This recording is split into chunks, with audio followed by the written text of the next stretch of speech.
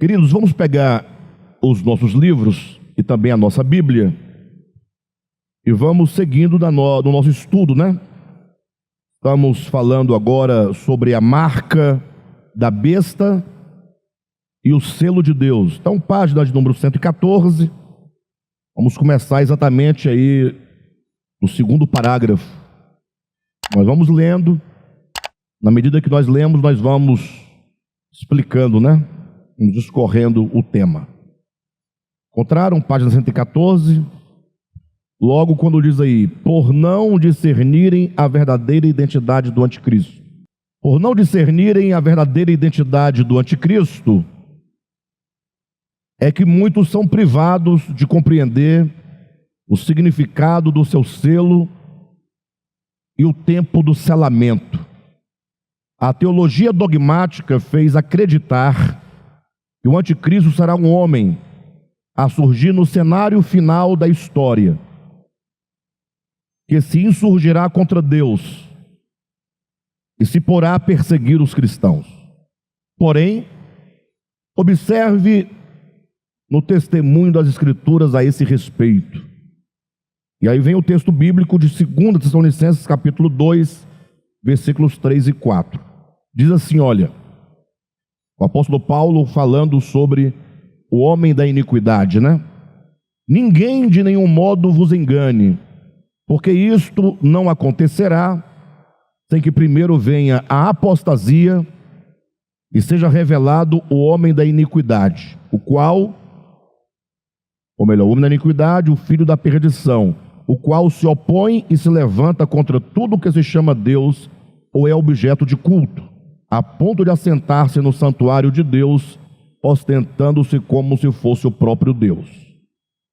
Agora, observe na explicação desse texto. Ou seja, no primeiro século, porque Paulo escreve esse texto no primeiro século, Paulo diz que o homem da iniquidade já se opunha e se levantava contra Deus.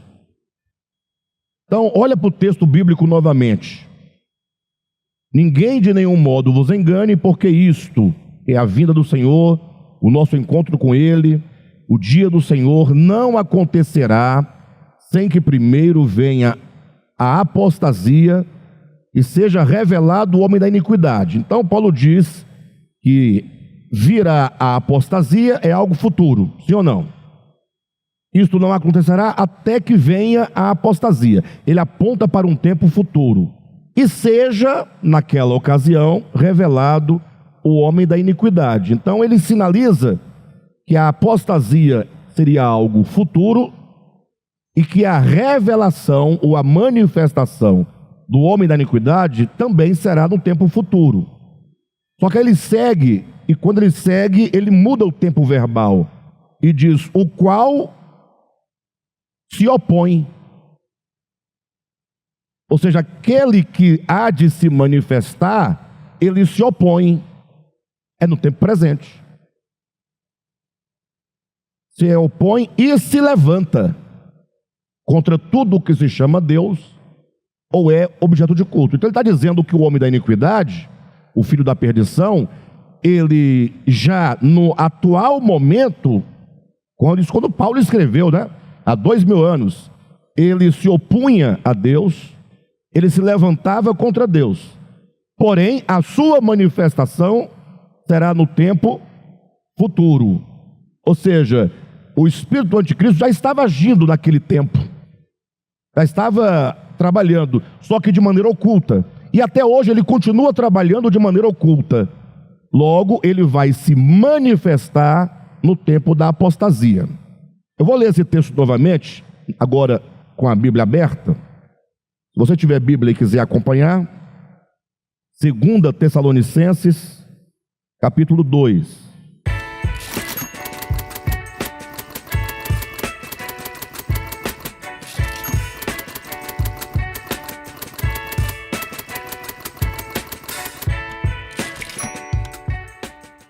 Aí vamos ler a partir do versículo 3, tá? Quando diz, ninguém de nenhum modo vos engane, porque isto não acontecerá sem que primeiro venha a apostasia e seja revelado o homem da iniquidade, o filho da perdição. Versículo 4. O qual o filho da perdição se opõe. Porque se fosse apenas uma questão futura, ele diria, o qual se oporá. Está entendendo a questão do tempo verbal? Quando você usa o tempo verbal futuro, aponta para frente. Mas o tempo verbal presente fala do agora. A leitura bíblica é uma questão muito séria. A leitura de um modo geral, né? Mas sobretudo a Bíblia, se tratar de um livro que traz em si a revelação das coisas referentes a Deus, a sua obra, etc. É preciso atentar para esses detalhes, né? Só para vocês entenderem como que é possível mudar o sentido de um texto só por você desconhecer ou ignorar o tempo verbal, o tempo de um verbo. Tem um texto na Bíblia que está em João capítulo 5, versículo 39, que diz assim, olha, Jesus fala aos judeus, né? Examinais as Escrituras, porque julgais ter nelas a vida eterna, e são elas que testificam de mim. Contudo, não quereis vir a mim para terdes vida. Então, é um texto que parece claro, parece simples. O problema é que a maioria dos leitores da Bíblia, e não poucos pregadores, e muitos exegetas e eruditos da Escritura, eles tomam esse texto de João 5,39 para ensinar que nesse texto Jesus estaria ensinando, ou melhor, estaria ordenando que se devesse examinar as Escrituras. Por que nós devemos examinar a Escritura? Porque nelas tem a vida eterna. Então, se você deixa de examinar a Escritura, você deixa de acessar a vida eterna. Então eles pregam isso, ensinam isso. Em manuais de teologia você encontra esse tipo de explicação. E aí nós nos deparamos com um problema, porque se você atentar para o modo verbal, quando Jesus fala, examinais as Escrituras, ele não está dizendo examinem, e nem examinai, e nem examinai. Por quê? Existem 3 modos, desculpe eu colocar assim, mas tudo faz parte do aprendizado para nós entendermos melhor. Há 3 modos verbais do verbo. Tem um modo imperativo, quando você quer dar uma ordem a alguém. Existe o modo subjuntivo, que é quando você quer manifestar um desejo, um anseio, né? Quando você fala que Deus te abençoe, você está colocando ali, usando o verbo no sentido de um desejo. É só um desejo, se vai acontecer ou não, ninguém sabe. E o modo, indicativo, que fala de coisas certas, de certezas. É quando você fala assim, eu vou jantar. Isso vai acontecer. Você analisa só a estrutura, né? Então, vai chover, pronto. É um fato. Então, quando você fala vai chover, você não está nem ordenando que chova e nem está desejando que chova, está dizendo o que vai acontecer. Perfeito ou não? Então, quando Jesus fala examinais as Escrituras, as pessoas, por desconhecer esses modos verbais, eles pensam que examinais seria uma ordem. Examinais as Escrituras, vocês têm que examinar. E o pior, alguém pode dizer, Alexandre, para de bobagem, isso aí é uma picuinha do tamanho não sei de quê. O problema é que o texto diz exatamente o contrário. Jesus está, na verdade, cuidado para não me interpretar mal. Daqui a pouco eu corrijo a má compreensão de alguém. Jesus está dizendo exatamente o oposto. Está dizendo assim, olha, vocês examinam as Escrituras, é um fato. Examinais não é ordem, é uma declaração. É o mesmo que dizer, vocês examinam as Escrituras. É um fato, vocês examinam. Agora, por que vocês examinam? É a grande questão. Porque vocês julgam que nelas, nas Escrituras, tem vida eterna. Deus está dizendo, aí não tem vida eterna. E vocês estão examinando e continuam a examinar pensando que tem vida eterna na Bíblia. No caso lá, a Bíblia hebraica. Causou uma estranheza no primeiro momento, mas como não tem vida eterna aqui? Não tem. Jesus está reprovando. Vocês examinam as Escrituras, porque vocês julgam ter nelas a vida eterna, e são elas que de mim testificam. Então, as Escrituras, elas são um testemunho de Jesus. Jesus é a vida eterna. Aí ele fala, e contudo, embora vocês estejam em busca da vida eterna, e estando vocês procurando no lugar errado, e aquilo que vocês estão lendo fala e testifica de mim, vocês não querem vir a mim para ter vida. Ou seja, os judeus iam à Escritura, porque julgavam que lá estava a vida eterna, só que a Bíblia dizia do Cristo que viria, que é a vida eterna, e eles não queriam ir a Cristo, queriam ir à Bíblia, mas não queriam ir a Cristo. Isso aí é um erro que não somente os judeus cometeram, mas que a igreja de Jesus também até hoje comete. Qual o sentido? Alguém vai examinar a Escritura com o objetivo de fazer um apanhado, de pegar um tanto de textos para fazer um manual de comportamento. Então ela pega lá, não matarás. Então se eu não matar, eu começo a cumprir, a obedecer algo. Aí vai colocando lá todos os mandamentos que ele julga, né, conceder vida eterna. Aí a Bíblia fala, o próprio Jesus fala, não é assim que você obterá a vida eterna. Vida eterna se obtém indo a Jesus, porque Jesus é a vida eterna. Ele não declarou dizendo, eu sou o caminho, a verdade e a vida? Ele é a vida. Aí alguém pergunta, e para que serve a Bíblia? Ora, ela dá testemunho dele. Ela fala acerca dele. Logo, quando eu leio, eu sei quem ele é. Eu conheço a sua vontade, eu conheço os seus caminhos, eu conheço os seus propósitos. E agora eu vou a ele, eu vou buscá-lo no meu espírito, em oração, em comunhão, para que esse Cristo vivo e que habita em mim possa de fato ser em mim a vida eterna. Aí está certo. Então a questão do tempo verbal é muito importante, não é? O modo verbal, o tempo verbal.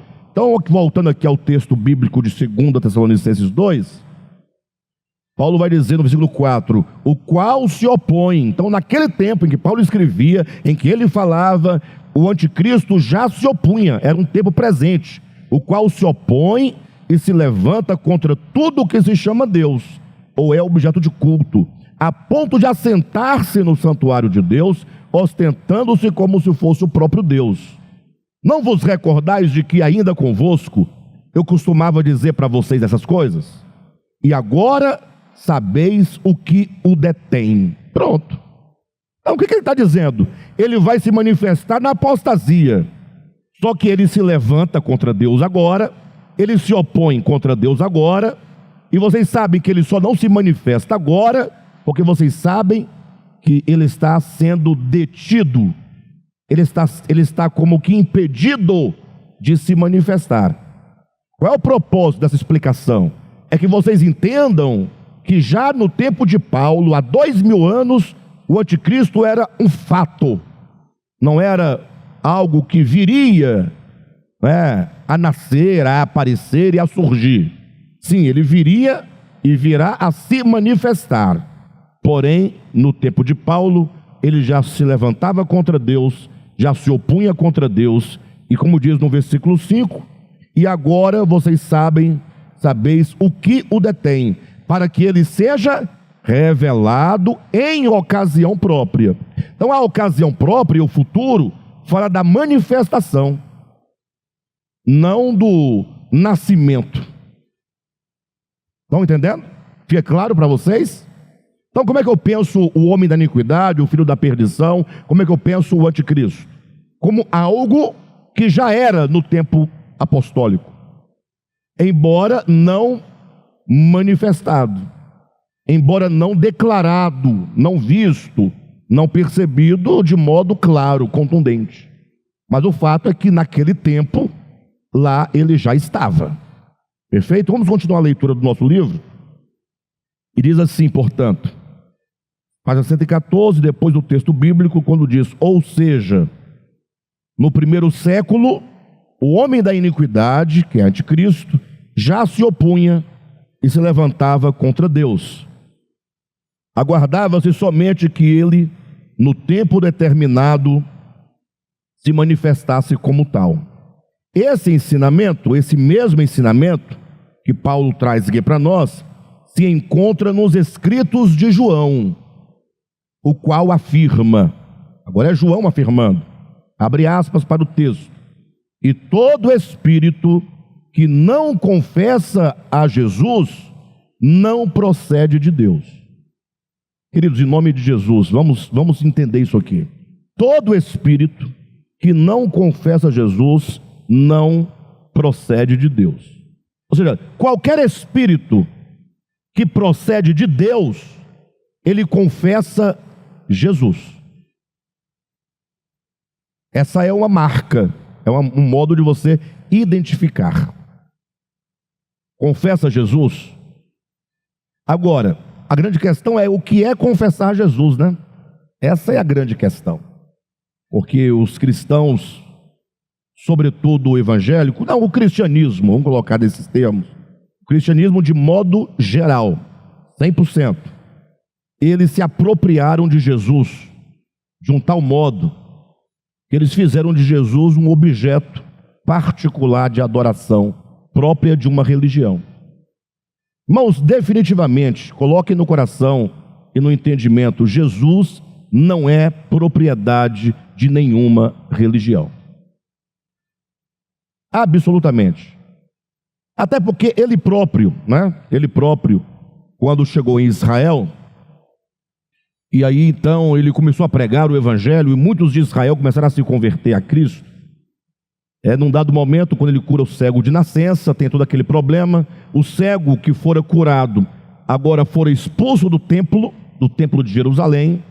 E Jesus então, diante desse cenário, um homem que era judeu, que era cego, que fora curado e agora fora expulso do templo, se encontra com Jesus expulso do templo, e Jesus agora vai fazer uma parábola para explicar o que aconteceu com aquele homem. Porque imagine, se Jerusalém é a cidade de Deus, se o templo de Jerusalém é o templo de Deus, se o judaísmo é a religião de Deus, conforme se entendia, logo, o que se espera da religião de Deus? O que se espera da casa de Deus, do templo de Deus, da cidade de Deus, daquilo que vem de Deus? Havia um homem naquela cidade que era cego de nascença. Então todos conheciam aquele homem cego. Ficava ali sofrendo, pedindo uma esmola, uma coisa. Todo mundo conhecia a condição de miséria daquele homem. Um dia, de repente, ele aparece curado, no templo, curado. Ora, ninguém jamais tinha ouvido falar de um cego de nascença enxergar.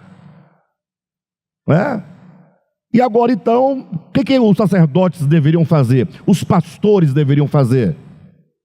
Quem foi que te curou? Foi Jesus. Então que maravilha, vamos convidá-lo para cá, porque ele é de Deus, é um homem de Deus, ele está dando vista aos cegos, inclusive cumprindo um sinal de que ele era o Messias, porque lá em Isaías 35 diz que na vida do Messias ele iria abrir os olhos dos cegos. Mas não, isso criou revolta nos líderes do judaísmo na época. E aí eles começaram a investigar e a perguntar e questionar ao cego. E o cego falou: olha, eu não sei o que vocês estão falando, eu só sei de uma coisa, eu era cego e agora eu vejo. E o homem que me curou, que me mandou lavar os olhos lá em Siloé, ele me deu vista. Pronto, isso basta. E aí então eles ficaram se investigando tanto, Aí o cego falou assim: vem cá, vocês estão querendo ser discípulos dele também? Vocês também querem ser discípulos de Jesus? Aí eles disseram: discípulo de Jesus é você, nós somos discípulos de Moisés. Daí eles ficaram tão irritados que expulsaram o cego do templo. Expulsaram o cego do templo. Agora lá vai o cego caminhando, encontra-se com Jesus e pergunta sobre a situação. Ele fala: não, fui expulso do templo, tal, etc. Aí Jesus contou uma parábola para explicar esse acontecimento. Ele diz: olha, existe um aprisco, e nesse aprisco tem as minhas ovelhas. As ovelhas são minhas. Então todos que estavam ali no templo de Jerusalém, na cidade de Jerusalém, dentro do judaísmo, da religião dos judeus, Jesus fala: ali é um aprisco e as ovelhas lá são minhas, as minhas ovelhas. E elas entram para o aprisco pela porta, e pela mesma porta que elas entram, é a porta pela qual elas saem. É uma parábola. Aí Jesus fala: e eu sou a porta. As ovelhas são dele e ele é a porta. Ou seja, todas as ovelhas que entraram no aprisco da religião judaica, entraram por causa de quem e por quem? Entraram por causa do Messias, por causa do Cristo, por causa de Jesus. Ninguém entrava no sentido de fazer parte daquele grupo, daquela comunidade, né, daquele rebanho, senão pela esperança do Cristo que viria. Então eles entraram para aquele aprisco, a religião judaica é chamada de aprisco, entraram pela porta, por causa do Cristo. Jesus disse: e elas entram e elas saem pela porta. Porque me parece que a porta da religião é só para entrar, né? Não, é para entrar e para sair. Por que entrar e sair? Porque o aprisco só é saudável para a ovelha durante o inverno. Porque quando chega a primavera, chega o verão, elas têm que sair para os pastos verdejantes, para as águas tranquilas. O que significa que Deus até admite a religião enquanto aprisco apenas por uma necessidade. Mas logo diz: eu vou, o bom pastor entra e tira de lá do aprisco as suas ovelhas. Então o Cristo veio para tirar do aprisco da religião judaica as ovelhas que são dele. Só que o que acontece? Ele diz: só que nesse aprisco tem ladrões. Tem ladrões, que é o salteador. Por que usa a palavra salteador? Porque eles entraram no aprisco, mas não entraram pela porta. Porque se entrassem pela porta, entraria convertido ao Cristo. Logo, eles não querem saber da porta, que é Cristo. Eles até entram, mas eles têm que saltar pelos muros. Logo, eles não entraram por causa da fé no Cristo. E agora se apropriam das ovelhas que pertencem a Cristo para matar, roubar e destruir as ovelhas de Jesus. Então Jesus disse que ele veio tirar desse aprisco as suas ovelhas e levá-las à liberdade dos pastos verdejantes e águas tranquilas. Compreendido isso, que a religião judaica era um aprisco, e toda a religião, enquanto aprisco, é um lugar de confinamento temporário, porque de certo modo a ovelha está protegida lá dentro, sim ou não? Está protegida. Tem água? Tem. Abundante ou escassa? Dentro de um curral. Tem água abundante? Mas tem água. Água no coxo. Tem comida? Tem feno, tem lá um capim, uma coisinha. Abundante? Não. Então vocês vão ficar aqui comendo essa migalhinha velha, tomando essa aguinha velha aqui. É um lugar meio úmido, meio apertado. Os falsos pastores, que são os ladrões, é aquele que entra no aprisco, não pela porta, mas ele salta e que ele maltrata as ovelhas, que se dizem líderes, se dizem pastores, mas na verdade são mercenários, estão lá por causa do salário mensal. Mercenário é aquele que serve pelo dinheiro do mês, que não é pastor, fica ali oprimindo, mas que vem Cristo para libertar as ovelhas. Então a religião, ela até que é admitida, mas por um período de tempo, por uma necessidade, como um pedagogo. Mas Cristo vem retirar. Quando você pensa: entendi tudo, então tá certo, né? Aí nós temos um problema. Será que nós estamos pregando isso para que a ovelha saia do aprisco do judaísmo e entre noutro aprisco criado pelo homem? Porque é possível alguém criar outro aprisco. Então sai de um aprisco, entra no aprisco. Não resolveu nada. O cristianismo também é um aprisco.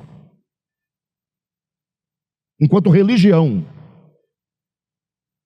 também é um aprisco. Com todas as dificuldades que se pode apontar em relação ao cristianismo, ninguém pode negar que o cristianismo, ele de alguma maneira protege. Só que não tem a água abundante e não tem os pastos verdejantes. Não tem. Então não é para a ovelha sair de um aprisco e entrar em outro. É para ir para a liberdade dos pastos. Aí Jesus fala: e eu tenho ainda outras ovelhas que não são deste aprisco do judaísmo. Ou seja, ele está dizendo, existem outros apriscos, além do judaísmo, e nesses outros apriscos há também ovelhas de Jesus lá dentro. E ele diz: e a mim convém conduzir todas as ovelhas de todos os apriscos para as pastagens verdejantes. E quando isso acontecer, haverá um só rebanho e um só pastor. Não haverá mais essa infinidade de apriscos. Aprisco A, aprisco B, aprisco C, D. Não. A obra de Cristo é exatamente trazer todos para si. Bem, por que nós estamos falando disso? Porque nós começamos a dizer que o cristianismo fez de Cristo um objeto particular de adoração. E até estranho, até paradoxal, porque o cristianismo faz de Cristo um objeto particular de adoração, mas eles próprios não querem o Espírito de Jesus. Ou querem? Eu posso falar uma coisa básica do Evangelho? Uma coisa básica. Porque alguém pode ficar assim: puxa, Alexandre, você não pode dizer assim, você está errado, eu não quero o Espírito de Jesus. Quem é que não quer? O cristianismo. Como assim? Você está maluco? Está louco? Não, eu vou então falar uma coisa básica do Evangelho que vai provar isso para vocês. Eu vou dar um exemplo prático, está na vista de todo mundo, só que cada um vai perceber que você em algum momento fez o mesmo, e faz o mesmo, e fará o mesmo, se continuar com o mesmo coração do cristianismo. Olha, uma coisa básica. Vocês sabem que o Cristo é o Salvador, né? É básico, né? Olha como é básico. O Cristo é o Salvador. Ele nos salva. Se alguém tem que salvar o homem, é o Cristo. Agora, salvar de quê? Salvar de quê? Vou colocar 3 coisas das quais ele nos salva. Vou ser breve, sucinto, não vou aprofundar por causa do tempo. Mas a morte do Senhor, que é uma morte redentora, o ato da obra de redenção na pessoa do Cristo, resolve 3 problemas do homem, que é o que o salva verdadeiramente. Primeiro, nos salva da culpa do pecado. Da culpa. Porque como nós sabemos, ou quando iluminados nós descobrimos que nós procedemos milhares de vezes contra Deus, contra a sua vontade, contra a sua criação, logo nasce em você um sentimento de culpa. Quando a Bíblia fala que Deus nos perdoa, não é que Ele nos perdoa, porque Deus não tem do que perdoar. Deus é maior do que tudo. Antes de Ele criar todas as coisas, e criar o homem, criar você, Ele já te conhecia. Você já foi criado perdoado nesse sentido. Não pode haver perdão se não houver ofensa. E se você pensa que Deus te perdoou, logo Ele é um Deus ofendido. E Deus não pode ser um Deus ofendido, não pode se ofender, porque o amor não se ofende. E por que a Bíblia diz que Ele nos perdoa? Porque o perdão não é para Ele, é para nós, é para tratar com a culpa. Então quando você carrega uma culpa com você, e a pessoa fala assim: olha, eu te perdoo, você quer só ouvir isso? Você me perdoa? Você fala: mas não tem do que perdoar. De quê? Isso, não tem do que perdoar. Mas diga que você me perdoa. Você quer ouvir? O perdão de Deus trata com o problema da culpa. Perfeito? Isso é básico do Evangelho. Logo, a obra de redenção de Cristo nos salva da culpa. Por isso que a Bíblia vai dizer que o batismo ritual, ele não resolve o problema do pecado no indivíduo, mas ele trata com o problema da consciência. Ou seja, uma consciência fica tranquila, eu me batizei. É para te dar uma sensação dessa aceitação dentro do reino de Deus, na comunidade. É para você, não é para Deus. Então, nos salva da culpa, do pecado. Se você é cristão e você convive com a culpa, você não entendeu a salvação de Deus. Ou você não confia nele. Ele diz que você não deve carregar culpa, porque ele nos ama. E no amor não existe medo. Isso é básico do Evangelho, é o básico do básico. A morte de Jesus nos salva. Ela trata com o problema, certo? Do poder do pecado. Do poder do pecado. Porque existe um poder, enquanto uma consciência muito forte, que nos induz ao pecado. E, portanto, se você experimentar a morte de Jesus, o objetivo é que esse poder do pecado seja enfraquecido, você seja liberto do poder do pecado. Perfeito? E terceiro e por último, a morte do Senhor trata com as consequências do pecado. Vamos falar só da principal, que é a morte eterna. Entenderam? Agora veja, onde é que eu quero chegar? Estamos falando que o cristianismo não admite o Espírito de Jesus. Eu falei que ia dar um exemplo, para poder provar o que eu estou dizendo. Aí eu apresentei 3 coisas básicas do Evangelho, e eu tenho aqui, por exemplo, o Rogério. Rogério estava perdido, sem Deus, como todos os homens estavam perdidos sem Deus, e muitos deles ainda estão. O Evangelho chegou até ele, ele ouviu o Evangelho, e foi dito para ele: olha, o Evangelho de Cristo te liberta da culpa, do poder do pecado e das consequências do pecado. E aí ele crê nisso. Isso entra tão profundamente nele. E a Escritura vai dizer agora que Deus pega todos os pecados dele e joga no mar do esquecimento. Diz a Escritura que Deus não leva em conta o passado dele. Tem Evangelho, não é? E o cristianismo prega isso, hein? Vou chegar lá, ele prega. E que agora todos os pecados estão perdoados.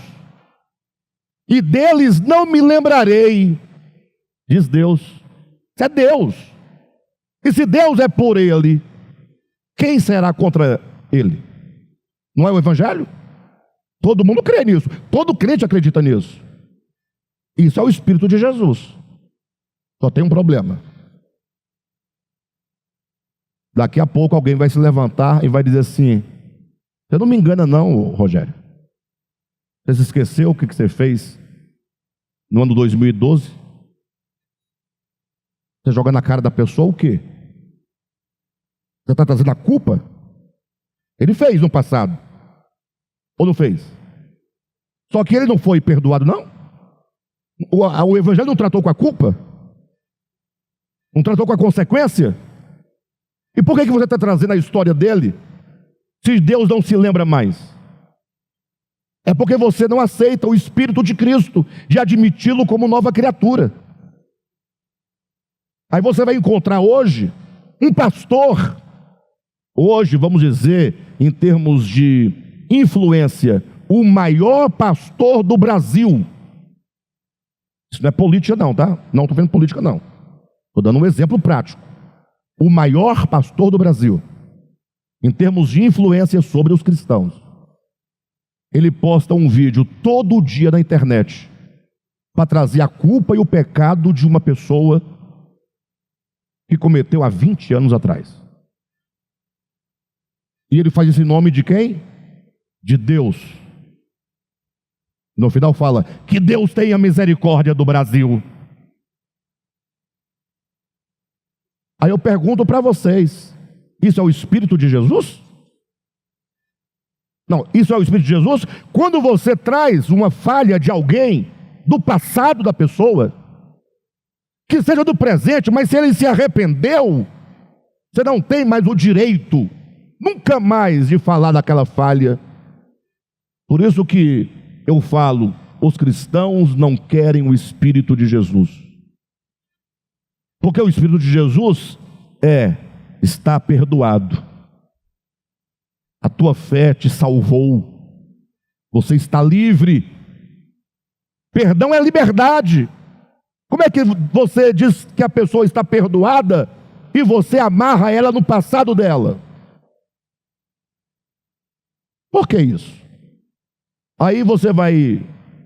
mas e quem faz isso é só um pastor só, é só ele. Os outros não fazem isso. Mas eu falei do exemplo dele, mas eu quero me referir que o que esse pastor faz, eu faço. Quando na minha casa eu me vingo de algo que já foi feito, já foi tratado, já foi resolvido. Quando eu trago de volta, jogo na cara. Quando eu falo mal daquela pessoa. Está entendendo? Então, o Espírito de Jesus, ele não admite acusação nenhuma. Nenhuma. O Espírito de Jesus, ele só admite o perdão, a graça, a misericórdia, a liberdade, a libertação, o ser livre, somente. Poderia passar a noite todinha aqui dando exemplos de como o cristianismo não aceita o Espírito de Jesus. Então nós estamos lendo aqui no nosso livro um texto, agora na voz de João, quando diz: todo espírito que não confessa a Jesus não procede de Deus. Então confessar a Jesus, preste atenção, não é tê-lo por um objeto de uma confissão formal e verbal. Eu falo assim: você confessa Jesus? Confesso. Não, não é isso que é confessar. Confessar Jesus é o fruto de uma iluminação, de um esclarecimento espiritual que acontece na sua consciência e no seu coração em relação a Jesus, de modo que você consegue entender pela vida, pelas obras e pelas palavras de Cristo que Ele é a verdade e não há verdade fora daquilo que Ele é. Logo, confessar Jesus, o primeiro passo é admitir que qualquer coisa que não esteja em harmonia com o que Jesus é, não é Ele. Eu confesso que é a verdade. E agora essa confissão, ela se aprofunda num segundo momento pelo meu desejo de me identificar com Ele. Confessa Jesus quem assume Jesus na sua vida, mas não é assumi-lo enquanto um objeto de uma religião.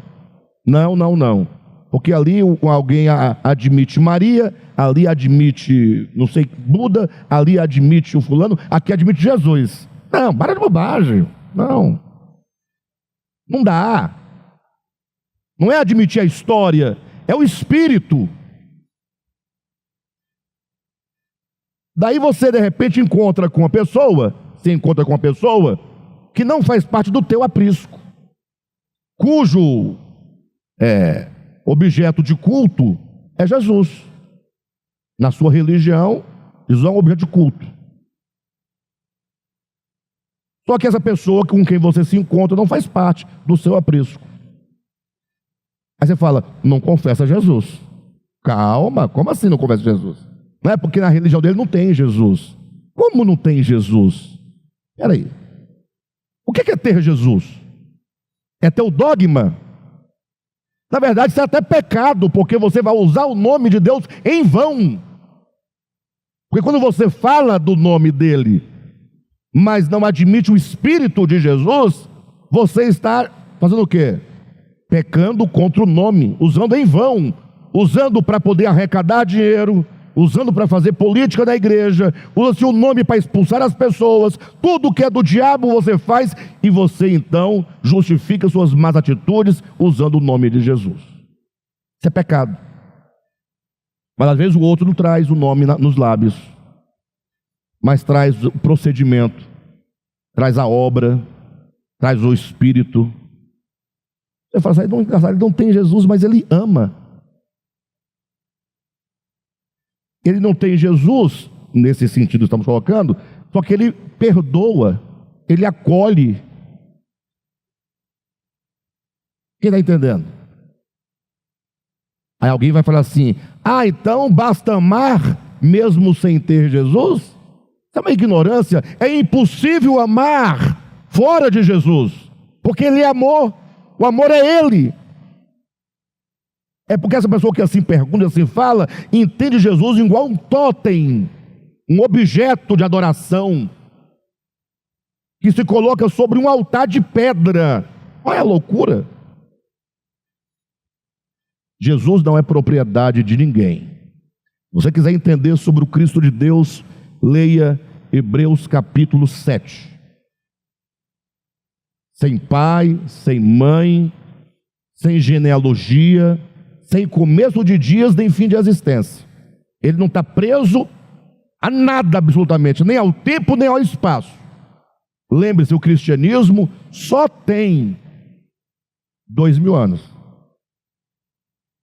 Jesus, o Cristo está para além de 2000 anos, 3000 anos, 4000 anos. Quando chegar num ponto zero, ele está para além. Que dirá uma etnia, uma nacionalidade, há uma religião, há um credo, há um dogma, há um livro que seja a Bíblia. Gente, então João está dizendo assim, olha, todo espírito que não confessa a Jesus não procede de Deus. Logo, quando você vir por aí um espírito, quando fala espírito, pessoal, não é um espírito vagando, uma penada, um penadinho, não. O espírito é a disposição. Por exemplo, quando eu falo algo em que eu acredito, eu falo com uma disposição, né? Sai de mim aquela disposição. Então tem alguém pregando, você tem que ouvir e pensar. Essa disposição, esse espírito, está em harmonia com o espírito de Jesus? Não está. Não procede de Deus. Mas o nome é Assembleia de Deus. Dá nada. Não, mas é DEVAP, é de volta a palavra. Não dá nada. Eu falei Assembleia de Deus, mas você pode colocar qualquer nome que você quiser. Não importa o nome. De volta a palavra, Batista, Presbiteriana, IUR, não interessa. Deus não quer saber desses nomes.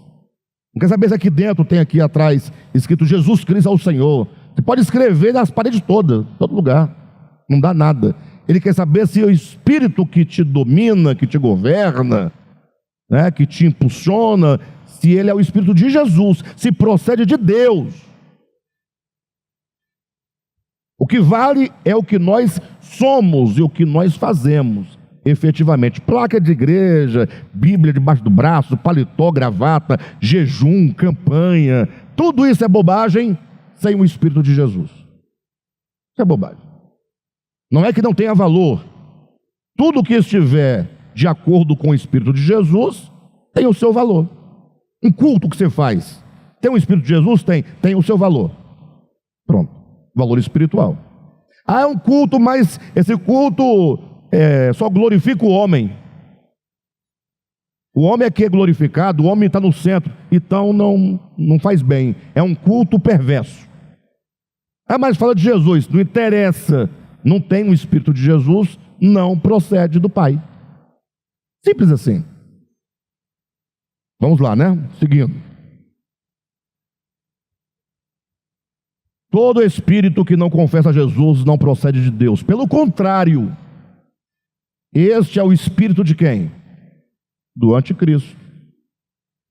Então todo espírito que não confessa Jesus é o espírito de quem? Mas ele não veio, ele não nasceu, não é dito que ele ainda vai vir? Mas João está dizendo, ô fulano, esse espírito aí não é de Deus não, viu? Então é de quem? É do anticristo. é uma consciência anticrística dentro de você. Anticristo é uma consciência, é estado de consciência. Aí o que vai vir lá na frente? É um homem principal que representa esse estado de consciência anticrística. Logo, não me interessa esse que virá, me interessa o que é efetivamente que faz dele ou de qualquer homem anticristo. Eu dizia que o anticristo é um polvo, com L, polvo, que tem uma cabeça, mas que tem os seus tentáculos. Logo, o polvo é um só. Então é uma consciência coletiva caída e que está em todos os seus prolongamentos, né, em todas as pessoas e consciências. Então, onde houver alguém cujo espírito não corresponde ao espírito de Jesus, não procede de Deus. Procede de quem? Do anticristo. Então é só acabar de ler aqui, ó. Todo espírito que não confessa a Jesus não procede de Deus. Pelo contrário, este é o espírito do anticristo. Atenção, a respeito do qual tendes ouvido que vem, e presentemente já está no mundo. Eu não sei qual que é a dificuldade nossa de entender uma coisa tão básica. João falou isso há 1900 anos atrás. O anticristo já está no mundo. Ah, mas ele vem. Sim, é porque ele vai ter o momento da sua manifestação. O espírito do anticristo está se amadurecendo, sendo forjado pelo selamento, pelo seu nome na testa, que é na consciência, a cada ato consciente, a cada ato deliberado. Quando você é negligente deliberadamente, quando você procede contra Cristo, né, deliberadamente, você vai cada vez mais tendo a consciência anticrística sendo gerada. Vai chegar um momento que ela vai se manifestar ao mundo. Então o anticristo vem, é algo futuro, é a sua manifestação, mas presentemente, não é? Presentemente,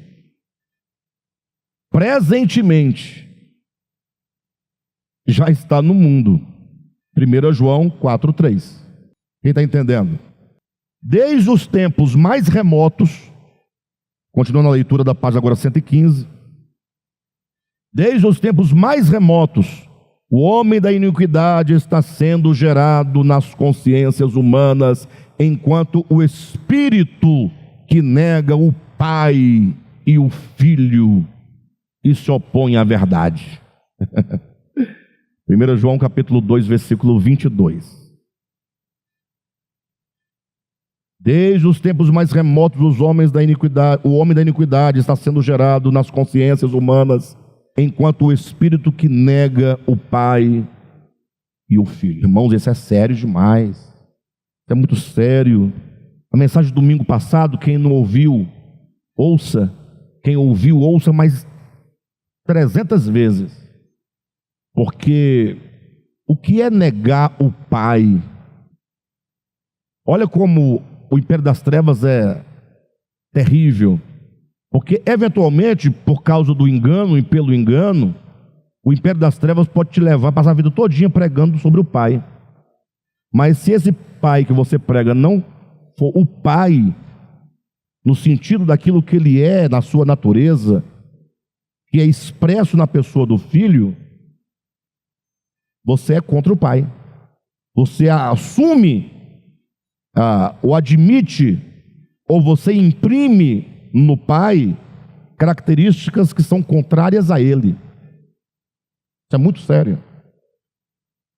Desde os tempos mais remotos, o homem da iniquidade está sendo gerado nas consciências humanas, enquanto o espírito que nega o Pai e o Filho e que se opõe à verdade. Esse negar o verdadeiro Deus, todavia, não consiste necessariamente numa mera negação verbal. Não raras vezes, honrando-se a Deus com os lábios, o coração está longe dele.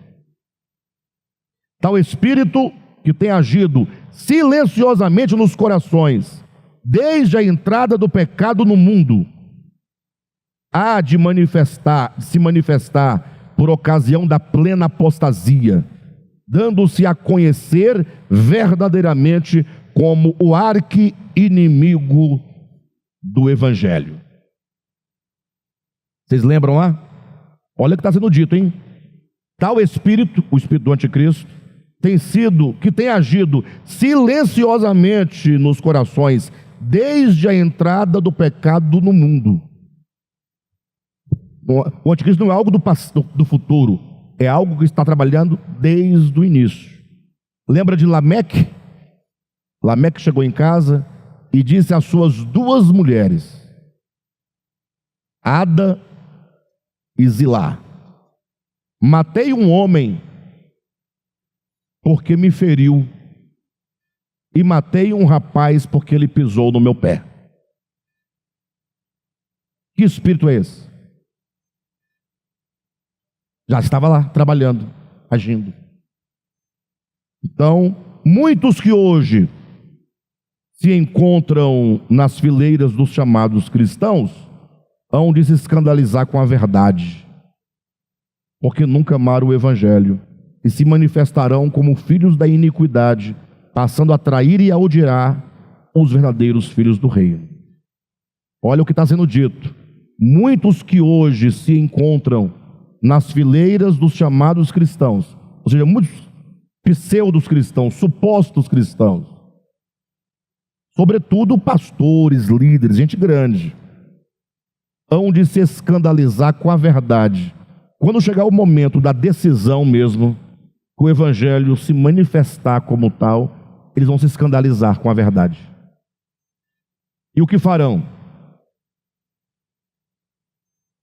E se manifestarão como filhos da iniquidade, passando a trair e a odiar os verdadeiros filhos do reino, conforme está em Mateus capítulo 24, versículo 10.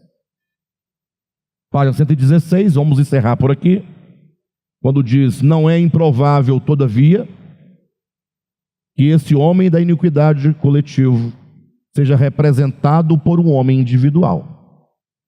Então está claro o nosso posicionamento. Não é improvável, todavia, que esse homem da iniquidade coletivo, essa consciência, seja representada por um homem individual e escatológico, que é o que se prega, aguardando esse homem chegar. Então, nós estamos dizendo que isso não é improvável.